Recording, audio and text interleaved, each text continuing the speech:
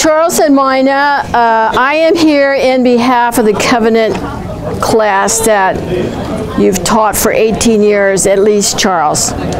Well, Charles, don't expect anything as eloquent from me as you heard in the sanctuary, okay? You know me, Charles. I couldn't stand it twice. Oh, good.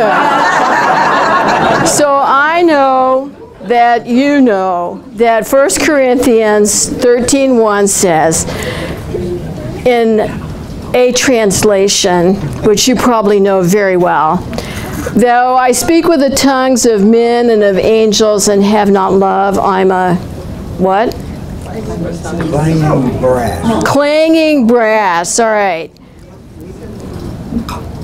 Charles, in the 18 years that you have taught our class, because of your abundant love for the Lord and for us, we have never heard clanging brass or a tinkling cymbal. However, I must be honest in saying that in keeping with your childhood habit of chasing rabbits during the sermon, there have been times that you've led us down rabbit trails, okay? But we have learned so much from you, Charles. It has been a blessing to have you at the front of our class, teaching God's Word and instructing us and leading us and guiding us so that we can become better servants of the Lord. And so the Covenant class recognizes you this morning, but we also know that behind every good man there is a good, wise, talented, beautiful, spiritual, patient woman. And we thank you, Mina, for that. So we have a plaque, Charles, that I'm just going to read. Some of these words we have actually taken from you while you were teaching class. With dedication and devotion to Charles Prince, a servant with many talents and a treasure of wisdom, whose life has been entwined with Christ. Thank you for teaching, inspiring, and encouraging us. You are our hero. The Covenant class, Oak Hills Church, March 20, 2016. In behalf of the class, Charles, thank you so much.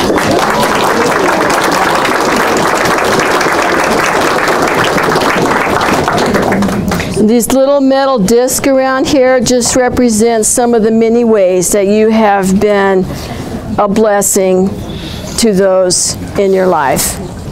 Bottom phrase. Okay, so Charles, Can you hear me? we're going to give you the mic. Just a second. Just a second. It's not your turn yet. Okay, so my father used to say that people deserve their flowers long before we lose them. And next to speak to you today is your brother. So I'm going to pass the mic on. I think Charles will remember this, but when in, I've forgotten what year, 45 years ago, whatever that was,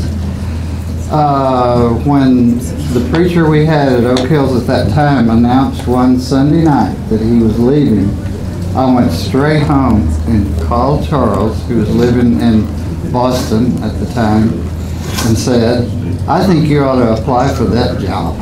And he got it.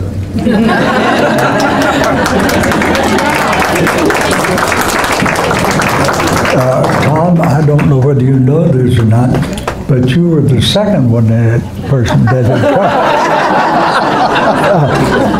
Boy, the other person did it fast. Yes, because he did it before the elders. Oh, okay. Who was that? I knew you was going to ask. Wasn't George Watson one? No, it was a man that the kindness of this church supported in graduate school at Abilene Christian. And he called one of the elders and said, why don't you contact Charles Prince?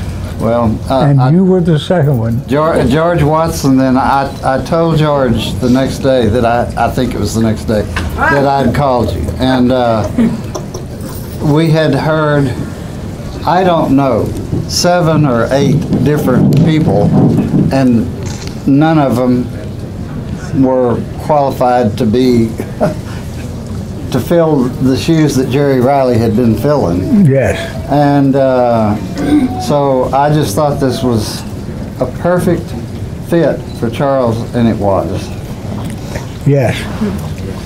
You showed great judgment. Well, too much. What? I have spoken my last word. So y'all can come on and just start Another this radio. announcement, Uh-oh. please make sure that you fill out a card for Mina and Charles. It's a little blocked over here, but choose a card. We're saving them for Charles and Mina in a book. So please take time to write a little message. Thank you.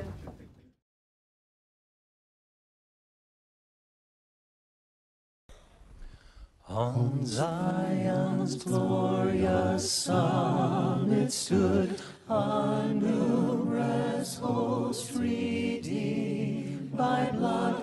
They hymned their King in strain.